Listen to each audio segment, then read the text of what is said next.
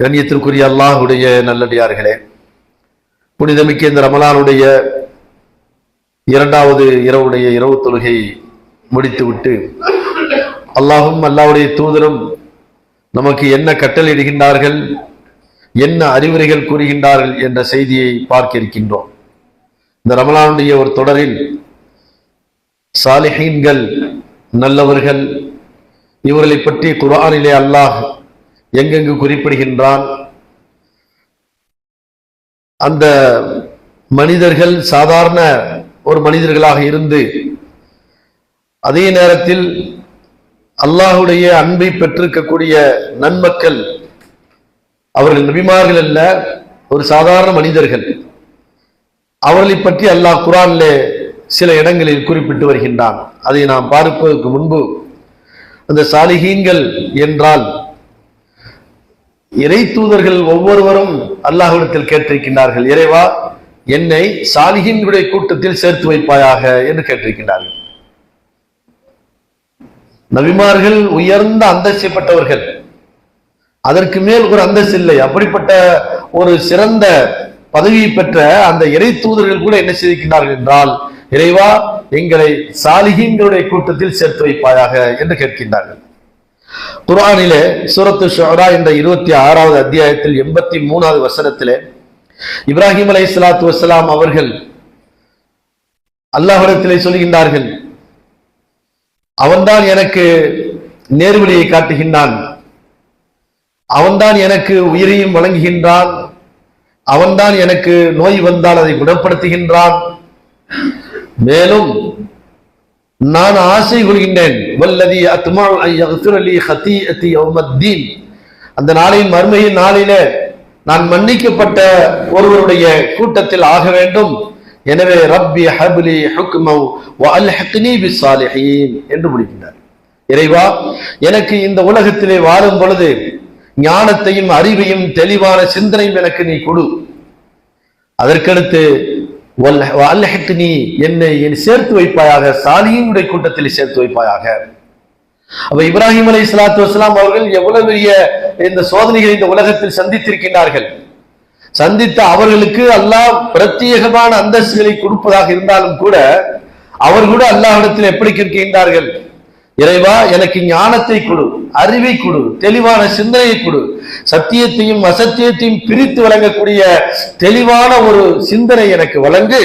அப்படி வந்ததனால் எனக்கு பெருமை வந்து விடக்கூடாது, நான் பெரிய அறிவாளி, நான் பெரிய சிந்தனையாளன், என்னை மிஞ்சியவர்கள் இந்த உலகத்தில் யாரும் இல்லை என்ற அகந்தை கொண்டு விடக்கூடாது என்றால் இப்ராஹிம் அலைஹிஸ்ஸலாத்து வஸ்ஸலாம் மிக அற்புதமான ஒரு எடுத்துக்காட்டு. அதாவது பகுத்தறி பகலவன் என்று சொல்கின்றமே, அந்த மாதிரி மிகப்பெரிய சிந்தனையாளர். அந்த சிந்தனையாளர் கூட எனக்கு பெருமை வந்து விடக்கூடாது, இந்த சிந்தனை, இந்த அறிவு, இந்த தெளிவு எல்லாம் நீ வழங்கிய ஒன்று. ஆகையினால் ரப்பி ஹப்லி ஹுக்மன், எனக்கு அந்த ஞானத்தை வழங்கு, அதிலே பெருமையை தந்து விடாதே, அதிலே அகந்தையை கொடுத்து விடாதே. அல்ஹிக்னி பிஸ்ஸாலிஹீன், நல்லவருடைய கூட்டத்தில் சேர்த்து வைப்பாயாக.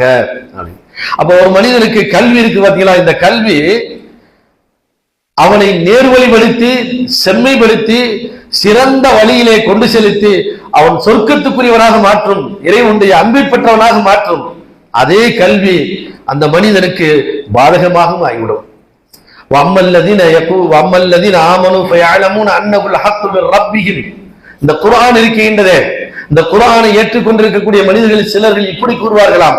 எப்படி என்றால், அம்மல்லதீன ஆமனு ஃபயகூலுன, அவர்கள் சொல்வார்கள், நாங்கள் இதை முழுமையாக நம்பினோம், இந்த குர்ஆனை முழுமையாக நம்பினோம்.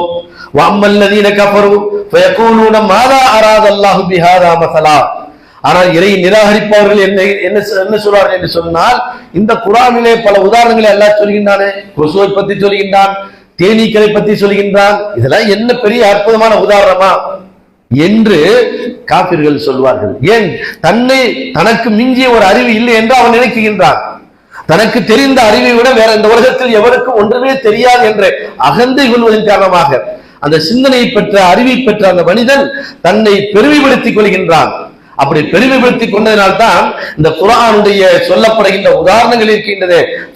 மாதா அராதல்லாஹு பிஹாதா மஸலா, இந்த உதாரணத்தை சொல்லி அல்லாஹ் எதை நாடுகின்றான் என்ற இந்த வசனத்துக்கு முன்பு கொசுவை பற்றி அல்லாஹ் சொல்லுவார். கொசுவை அதையும் விட ஒரு கீழ் உள்ள உதாரணத்தை கொண்டும் அல்லாஹ் உங்களுக்கு உதாரணம் காட்டுவான், அதற்கு மேலுள்ளதை கொண்டும் அல்லாஹ் உங்களுக்கு உதாரணம் காட்டுவான் என்று. அப்ப அந்த கொசுவை சொல்லி அல்லாஹ் எதை நாடுகின்றான் என்று சிலர்கள் கேட்பார்கள். இன்னைக்கு கொசுவை பத்தி ஏகப்பட்ட ஆய்வு நடத்தப்படுகின்றது.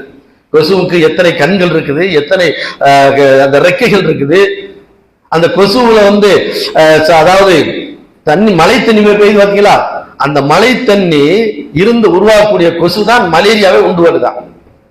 மனிதர்கள் சாதாரணமாக அசுத்தத்திலிருந்து வந்த கொசுக்கள் இருக்குது, பழைய தண்ணி பல இதுகள்ல இருந்து அசுத்தங்களில் இருந்து வரக்கூடிய அந்த கொசுவினால் மனிதனுக்கு என்ன இல்லை, இடையூறு இல்லை. இதெல்லாம் யார் கண்டுபிடிக்கிறா? மனிதன் கண்டுபிடிக்கின்றான். கொசுன்னு ஒரு படைப்பை இறைவன் படைத்ததனால்தான் மனிதன் அதுக்கு சிந்தனையை செலுத்தி அதுல இவ்வளவு பெரிய பிரச்சனைகளா இருக்குது. ஆகையினால் தண்ணியிலிருந்து உருவாகக்கூடிய அந்த புது தண்ணி, மழை தண்ணியிலிருந்து உருவாகக்கூடிய கொசுவிலிருந்து உங்களுடைய குழந்தைகளை பாதுகாத்துக் கொள்ளுங்கள் மருத்துவர் சொல்றாங்க.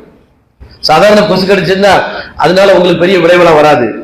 இன்னைக்கு சொல்றாங்க கொசுவின் மூலியமா தான் எது பரவுதான், நோய் பரவுது. அது தவறு என்று இன்றைக்கு நிரூபிக்கப்பட்டு விட்டது. அந்த கொசு ஒரு மனிதனை கிடைக்கும் பொழுது என்ன செய்யுறதா, ஒரு சின்ன திரவத்தை கொடுத்து அதற்கு அடுத்த தோலை மெல்லிய தோலாக ஆக்கி அதுக்கு பின்புதான் அந்த மிக மிக மிக நுட்பமாக இருக்கக்கூடிய அந்த ஊசி முனை இருக்குது, அது அப்படியே உள்ள செலுத்துது. ஒரு ரொம்ப ஊசியை வச்சு இப்படி குத்துனா கூட நம்ம எல்லாம் டக்குன்னு உள்ள போகாது. ஆனா அந்த கொசு எவ்வளவு பெரிய அந்த இது இருக்கு, அந்த சொண்டு அது மிக மிக மெல்லிதா இருக்கும். அது எப்படி நம்ம உடலுக்குள்ள செல்லுது அப்படின்னா, முதல்ல அங்க என்ன செய்யுது, ஒரு திரவத்தை வெளிப்படுத்தி அதை இலகுவாக ஆக்கியது தோலை, அதற்கடுத்து அது குத்து. இதெல்லாம் யார் சொல்றா? மனிதன் கண்டுபிடிக்கிறான். அன்னைக்குள்ள காக்கிகள் என்ன சொன்னார்கள், கொசு வச்சு என்ன உதாரணத்தை ஒரு சொல்றாரு என்று அற்புதமாக நினைத்தார்கள். ஆனா இன்றைய அந்த கொசுவில இத்தனை அற்புதங்கள் இருக்குது என்று கண்டுபிடிக்கிறார்கள். ஆகவே ஒரு மனிதனுக்கு அறிவு இருப்பதனால் அவன் பெரிய சிறந்த நேர்வழியை பெற்றுவிடுவான் என்று நினைத்து விட முடியாது. அதற்கடுத்து அந்த வசனத்தை நல்லா சொல்லும் பொழுது இந்த குரானை கொண்டு நிறைய மக்கள் நேர்வழியும் பெறுவார்கள், அதிகமான மக்கள் வழிகட்டும் செல்வார்கள். அதே குரானை சிந்தித்து தெளிவாக அறிந்து அல்லாஹுடைய ஆற்றையும் அற்புதங்களையும் அவன் விளங்கி அல்லாஹுடைய சக்தியை அவன் என்ன செய்த விளங்கி அல்லாஹை நம்புகின்றான். அதே குரானை சொல்லிதான் என்ன செய்ய, இந்த குரான் என்ன இருக்குது, இந்த குரானை போன்று ஒன்றை கொண்டு வர முடியாதா? இன்னைக்கு பேசிக்கிட்டு கொண்டு வர முடியும். உலகத்தில் இருக்கின்ற மிகப்பெரிய ஒரு ஒரு வேதம் இருக்குன்னு சொன்னால் அது எதுவா? திருக்குறளா? திருக்குறள் எத்தனை முரண்பாடான கருத்துக்கள் அதுல இருக்குது, சிந்திக்காம பேசி விட்டுறது. அந்த மேடையில ஒருத்தர் பேசுற இந்த மாதிரி இந்த இதுக்கு நீங்கள் யாரு ஒரு கேள்வி கேட்டாலும் அதுக்கு நான் இது பதில் சொல்கின்றேன் அப்படின்னு சொல்லிட்டு திருக்குறளை சொல்லுவோம். உடனே 4 பேர் வந்துச்சு குரானை கொண்டு போயிட்டாங்க. என்ன கேள்வி உங்களுக்கு இருக்குது, சந்தேகம் இருக்கு கேள்வி, உடனே மலிச்சு விட்டுறான் அந்த இடத்துல. இதெல்லாம் நிகழ்ச்சி நடந்தது 2014 நடந்துச்சு. இல்ல நான் ஒரு இதுக்கு பேசினேன் அப்படின்னு அப்படியே சபையை கலைச்சிட்டாங்க. குரானை இதுவரைக்கும் ஏன்னா அது சவால் விட்டுக்கிட்டே இருக்குது. அதுல அற்புதமான பல்வேறு செய்திகள் அதில் கிடக்கின்றது. சாதாரணமாக கடலை சொல்லும் பொழுது என்ன சொல்லி அல்லா மரஜல் பஹ்ரைன் யல்தகியானி பைனஹுமா பர்ஸகுன் லா யப்கியான், 2 கடல் சந்திக்குது, கருங்கடல் செங்கடல் சந்திக்குது. சந்தித்தால் ஒன்றோடு ஒன்று கலக்கலையே. என்ன காரணம்? அதுல ஒரு திரை இருக்குது. திரையை நம்ம கையை உள்ள விட்டோம்னா எது திரை கையில தென்படுதா? ஆனா தண்ணியும் கலக்க மாட்டேங்குது. ஆனா இப்ப உள்ள அறிஞர்கள் என்ன செய்தாங்க, கண்டுபிடிக்கிறார். இது என்ன காரணம் என்றால் மிக மெல்லிய ஒரு திரை, பர்ஸக். நேற்று நம்ம பேசணும்ல, பர்ஸக் என்ற ஒரு உலகம் இருக்குது. அங்க இந்த பூமிக்கு கீழே ஒரு உலகத்தை அல்ல ஒரு திரை போட்டு மூடி வச்சிருக்கின்றார். அதே திரை தான், அது யாராலும் கண்டுபிடிக்க முடியாது. அதே திரை தான் எதுல இருக்குதுங்கிற, கடல்லையும் இருக்குதுங்கிற மெல்லிய திரை. அப்படி குரான்ல எடுத்தால் 1000 அறிவியல் கருத்துக்கள் அதில் சொல்லப்பட்டிருக்கின்றது. எனவே இதை ஒரு மனிதன் விளங்கி நேர்வழி பெற்றவனும் இருக்கின்றான், அதை விளங்காமல் நேர்வழி கெட்டவனும் இருக்கின்றான், நேர்வழி போகாமல் இறை நிராகரிப்பாளன மாறியவனும் இருக்கின்றான். அதனால் என இப்ராஹிம் அலைஹிஸ்ஸலாம் அந்த அளவு தெளிவானவங்க, மிக கடவுளை பற்றி மிக அற்புதமாக விளக்கங்களை சொன்னவர். அதெல்லாம் சொல்வதற்கு நேரம் இல்லை. அப்படிப்பட்ட அந்த இப்ராஹிம் அலைஹிஸ்ஸலாம் சொல்றாங்க, எனக்கு அறிவையும் தெளிவையும் ஞானத்தையும் வழங்கு, அதே நேரத்தில் என்னை சாலிஹீன்கள் எத்தனை பேர் இருக்கிற அவர்களுடைய கூட்டத்தை என்னை சேர்த்து. பொறுமையாளர்கள், அல்லாஹ்வே அல்லாஹ்வுடைய நம்பியவர்கள், பெருமை அடிக்காதவர்கள், தற்பெருமை இல்லாதவர்கள் இருக்கின்றார்களே, அப்படிப்பட்ட சாலிஹீன்களை கூட்டத்தில் சேர்த்து விடு என்று இப்ராஹிம் அலைஹிஸ்ஸலாம் துஆ கேட்கிறாங்க. அதற்கடுத்து யூசுப் அலைஹிஸ்ஸலாத்தை பற்றி நமக்கு தெரியும். அவங்க எத்தனை சோதனைகளை சந்திச்சிருக்காங்க. ஒரு சோதனை 2 சோதனையா? பிறந்ததில் இருந்து அவருடைய வாழ்க்கையில மிகுதமான வாழ்க்கை எப்படிதான் கழிஞ்சிச்சு? அதாவது சிரமப்பட்டு தான் அவர்கள் கிடைத்திருக்கின்றார்கள். சின்ன குழந்தையா இருக்கும்போதே கடத்திட்டாங்க அண்ணன் தம்பி எல்லாம் சேர்ந்து. அதற்கடுத்து கைதியாக ஆக்கப்பட்டு ஒரு சந்தையில் வந்து விற்கிறாங்க. அங்க ஒரு மன்னர் வந்து என்ன செய்யறாரு, ஒரு அரசர் வாங்குறாரு, ஒரு அமைச்சர் வாங்குறாரு, வாங்கி அங்க அரண்மனையில் வளர்றாரு. வளரும் போது அவருக்கு ஏற்பட்ட சோதனை. அந்த சோதனையிலிருந்து தப்பிப்பதற்கு எங்க வர்றாரு, சிறைச்சாலைக்கு போயிடுறாரு. அந்த சிறைச்சாலையிலிருந்து பல ஆண்டுகள் அப்படின்னு நல்லா சொல்றேன், பல ஆண்டுகள் அந்த சிறையில கிடைக்கிறாரு. அப்படி கிடைக்கும் போது இருக்கும் பொழுது கூட தன் கூட வேலை பார்த்தவர்கிட்ட சொல்லி விடுறாரு, எப்பா உனக்கு சிறையிலிருந்து விடுதலை கிடைச்சிருச்சு, நான் ஒரு நல்ல மனிதர் என்று அந்த மன்னர்கிட்ட போய் சொல்லு, அந்த அரசத்தை போய் சொல்லு அப்படின்னு சொல்லி விடுறாரு. வகால் அல்லதி வன் அன்னஹு நாஜி மின்ஹும் அதுகுர்னி இந்த ரப்பி ஃபஅன்ஸாஹு ஷைத்தான். உன்னுடைய ரப்பிட்ட போய் சொல்லு, யாரு, உன்னுடைய அரசட்ட போய் சொல்லு, இப்படி ஒரு நல்ல மனிதர் சிறையில வாடிக்கொண்டிருக்கின்றார், எந்த குற்றமும் செய்யாத ஒருவர், குற்றமற்ற ஒருவர் சிறையில வாடிக்கொண்டிருக்கின்றார், எனவே என்னை பற்றி எடுத்து சொல்லுன்னு சொல்லி அனுப்பிச்சுட்டு அவரை கூட என்ன செஞ்சாராம், ஃபஅன்ஸாஹு ஷைத்தான், ஷைத்தான் மறக்கடி விட்டான். அதற்கடுத்து ஃபலபித பிஸ்னீனி பிதாசினீன், பல ஆண்டுகள் அதுல என்ன தெரியாது இருந்தார். அதற்கடுத்து அதிலிருந்து சிறையிலிருந்து வெளியே வர்றார். தந்தை இறந்தார், சகோதரர் இறந்தார், தன் தாய் இறந்தார், எல்லாத்தையும் இழந்து வந்த இவ்வளவு சிரமத்தை அனுபவித்து எதற்காக வேண்டி அவர் ஒரு இறைத்தூதருங்கிறதுக்காக வேண்டி அல்லாஹ் என்ன செய்யினான், பல்வேறு சோதனைகளை கொடுத்து சோதிக்கின்றான். அதிலிருந்து அவரது ஏதாவது கொஞ்சம் தளர்ந்தாரா என்றால் அல்லாஹ் குர்ஆனிலே சொல்கின்றான். 12:101 சொல்லும் பொழுது ரப்பி கத் ஆதைதனி மினல் முல்கி, ரப்பி கத் ஆதைதனி மினல் முல்கி, இறைவா எனக்கு அதிகாரத்தையும் ஆட்சியும் நீ வழங்கி இருக்கின்றாய். வஅல்லம்தனி மின் தஅவீரில் அஹாதீஸ், கனவுக்கு விளக்கம் சொல்லக்கூடிய ஞானத்தை எனக்கு நீ வழங்கி இருக்கின்றாய். ஃபாத்திரஸ் ஸமாவாதி வல் அர்லி, ஃபாத்திரஸ் ஸமாவாதி வல் அர்லி, வானங்களையும் பூமியையும் படைத்த நாயகனே இரட்சகனே, எனக்கு இவ்வளவு அதிகாரத்தையும் கல்வியும் எல்லாம் நீ வழங்கி இருக்கின்றாய். அந்த வலி ஃபித் துன்யா வல் ஆகிரா, நீதான் இந்த உலகத்திலும் பொறுப்பாளன், மறுமையிலும் நீதான் பொறுப்பாளன். எவ்வளவு அதிகாரத்தை பெற்றிருந்தார். கடைசி வாழ்க்கை ஆரம்ப சிரமமான வாழ்க்கை, ஆனால் இறுதி வாழ்க்கை எப்படி இருந்துச்சு, மிக அற்புதமாக வாழ்ந்து கொண்டிருந்தார். மிகச்சிறந்த ஒரு மன்னராக இருந்தார், நேர்மையான மன்னராக இருந்தார்.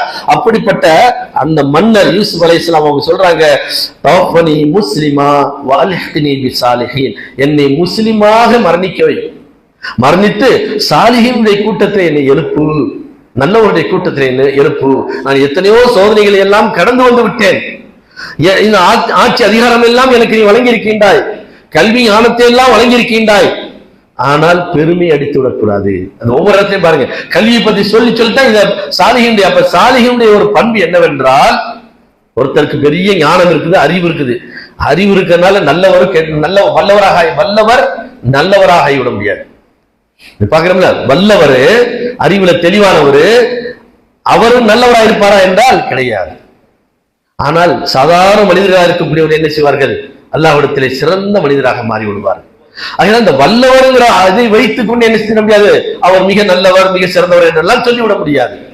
நல்லவராக வல்லவராக இருப்பதுடன் அதுடன் என்ன இருக்கணும், அவர் நல்லவராக இருக்கணும். அவரிடத்தில் என்ன இருக்கக்கூடாது, பெருமை இருக்கக்கூடாது, அகந்தை இருக்கக்கூடாது, பொறுமை இருக்க வேண்டும், அல்லாஹ்வின் மீது முழு நம்பிக்கை வைத்திருக்க வேண்டும். ஆக யூசுப் அலைஹிஸ்ஸலாத்து வஸ்ஸலாமுடைய அந்த சம்பவத்தை கடைசி முடிக்கும் போது இதோட முடிக்கின்றான். 101வது வசனத்திலே சொல்லும் பொழுது, தவஃபனி முஸ்லிமா, இறைவா என்னை முஸ்லிமாக மரணிக்க வைப்பாயாக, வஅல்ஹிக்னி பிஸ்ஸாலிஹீன், மறுமையிலே எழுப்பும் பொழுது சாலிஹீன்களுடைய கூட்டத்தில் என்னை எழுப்புவாயாக.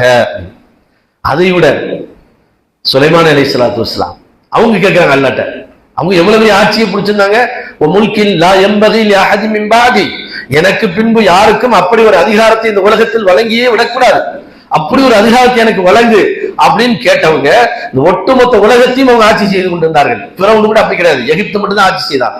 ஆனால் இவர்கள் என்ன செய்தார்கள், ஒட்டுமொத்த உலகத்தையும் அவர்கள் ஆட்சி செய்து கொண்டிருந்தார்கள். பறவையத்தில் பேசுவார்கள், ஜின்கள் தனக்கு கட்டுப்பட்டது, காற்றை வசப்படுத்தி வைத்திருந்தார்.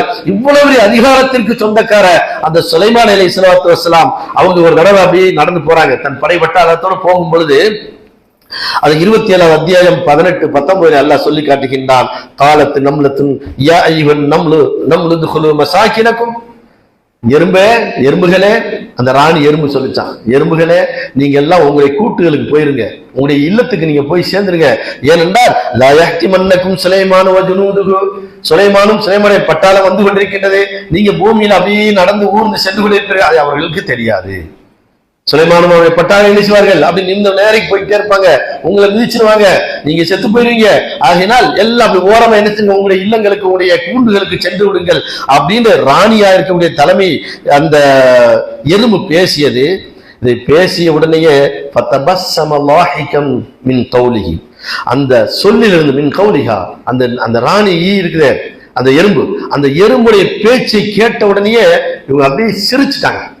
எறும்பு தன்னை எப்படியெல்லாம் பாதுகாக்க முடியாது. ஒரு படை வட்டாரத்துக்கு தலைமையா இருக்கக்கூடிய ராணியா இருக்கக்கூடிய அந்த எறும்பு தன்னுடைய கூட்டாளியை எப்படியெல்லாம் பாதுகாக்குது என்று அவர்கள் அதை பார்த்து ஆச்சரியப்பட்டு, அப்ப எறும்பு பேசக்கூடிய அந்த மொழியையும் யாருக்கு தெரியுது? சுலைமான் அலைஹிஸ்ஸலாம் அவங்களுக்கு தெரியுது. இப்ப வகால உடனே அல்லாஹ் சொல்றாங்க, இதெல்லாம் கிடைச்சிச்சு எனக்கு. இந்த அதே போல புதுங்க பறவை பேசுறது, ஜின்னுகள் கட்ட, இதெல்லாம் நிறைய வரிசை அல்லாஹ் சொல்லிட்டே வர்றாங்க. சொல்லி இந்த 27வது அத்தியாயத்துல இந்த வசனம் இந்த செய்திகள் எல்லாம் வரும். சொல்லிட்டு இப்ராஹிம் இது சுலைமான் அலைஹிஸ்ஸலாம் கேட்கிறாங்க, ரப்பி அவ்ஸிஅனி அன் நஷ்குர நிஅமதக அல்லதி அன்அம்த அலைய வ அலா வாலிதைய, இறைவா எனக்கும் என்னுடைய தந்தை தாவூதுக்கும் நீ ஆட்சி அதிகாரத்தை வழங்கி இருந்தாய், அல்லம்தனி எனக்கு நிறைய கல்விகளை நீ வழங்கி இருந்தாய், எனவே உனக்கு நன்றி உள்ள அடியானாக நான் இந்த உலகத்திலே வாழ வேண்டும், நீ பொருந்திக் கொள்ளக்கூடிய நற்செயல்களை செய்யக்கூடியவனாக இருக்க வேண்டும்,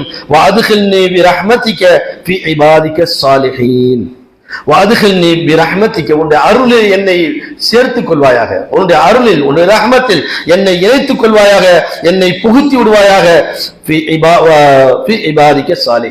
சாலிஹீனுடைய அடியாருடன் என்னை சேர்த்து வைப்பாயாக. இப்ராஹிம் அலைஹிஸ்ஸலாம் கடைசி அவங்க கேட்கிறாங்க, இவ்வளவு அதிகாரத்தை பெற்றிருந்தும் கூட அவங்க என்ன வரல? பெருமை வரவில்லை. ஆக அப்படிப்பட்ட இப்படி ஒவ்வொரு இறை தூதர்களும் தங்களை எதோடு இணைத்துக் கொண்டார்கள். இறைவா என்னை சாலிஹீன்களுடைய கூட்டத்தில் சேர்த்து வைப்பாயாக, சாலிஹீன்களுடைய கூட்டத்தில் என்னை நாளை மறுமையிலே எழுப்புவாயாக என்று அவர்கள் கேட்டிருக்கின்றார்கள். சரி, இதெல்லாம் எப்படி அவங்களுக்கு பெரிய ஆடம்பரமான வாழ்க்கை வாழ்ந்திருக்கின்றார்கள், அதே நேரத்தில் பல்வேறு விதமான சோதனைக்கும் ஆளாக்கப்பட்டிருக்கின்றார்கள். அப்போ ஒரு மனிதன் சாலிகான மனிதனாக இருந்தால் அவன் பல்வேறு சோதனைக்கு ஆளாகுவான். சோதனை இல்லாமல் என்ன செய்ய முடியாது? அந்த பதவியை அடைந்து விட முடியாது. அல்லாஹ்வுடைய தூதருக்கு நிறைய செய்திகளை சொல்லி வருகின்றார்கள்.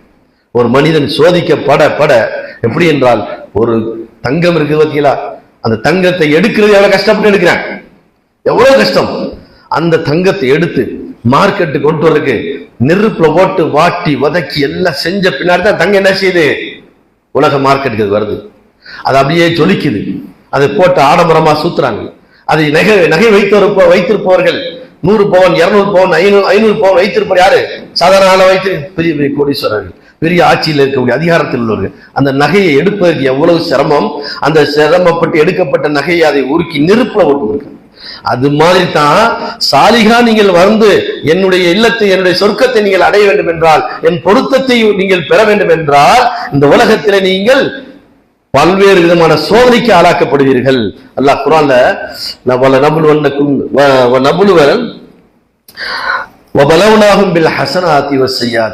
நல்லதை கொண்டும் சோதிப்போம், கெட்டதை கொண்டும் சோதிப்போம். ஒரு மனிதனுக்கு ஆட்சி அதிகாரத்தை கொடுத்து சோதிப்போம், ஒரு மனிதனுக்கு வறுமை கஷ்டம் துன்பம் எல்லாத்தையும் கொடுத்து சோதிப்போம். இது அவனுடைய கையில இருக்குது. யாரும் நம்ம என்ன செய்ய முடியாது, அதை நிராகரிச்சிட முடியாது, நிராகரிச்சிடக்கூடாது.